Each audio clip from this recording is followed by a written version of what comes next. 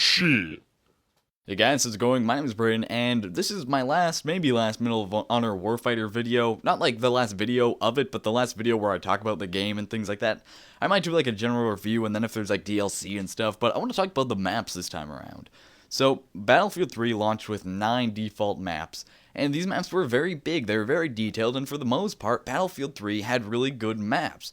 And obviously on day, I believe, did Karkan come out on day 1 or did it come out a little bit later? Not too sure, but anyways, the Karkan DLC added, I believe, 13 maps right off the bat, which is really good. That's a good amount of map for a game, you know? But Call of Duty launches with around 12 to 14 maps, I believe, so I think anywhere between 10 and 15 is a magic number for maps when a video is being released. But you know, Medal of Honor launched with 8 maps.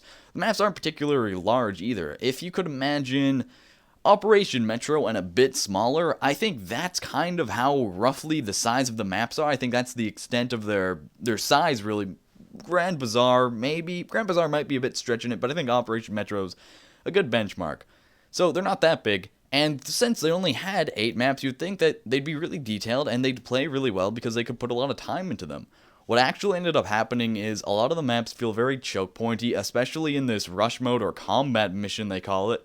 And in hotspot mode, the spawns are kind of goofy as well. In TDM, it's a bit better, but not a lot. So what you get is really bad spawns on these maps and very choke pointy areas. A lot of the times, the objective for either hotspot or this combat mission mode will be in a building with only 2 doors. You simply have to run through those doors hoping you don't get shot. Obviously, there's ways around that, like flashbangs and things, but when the whole team is boarded up in that building, it's really, really hard to get in, and I think that's because there's only one bomb site when playing combat mission, which I think is a big problem.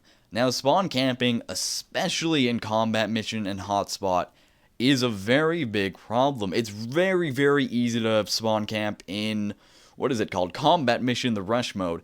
It's not so easy in the other modes, but in combat mission it is ridiculously easy if you're playing with at least 2 other people to just lock them in their spawn and they won't even come out and the games will last an incredibly long time.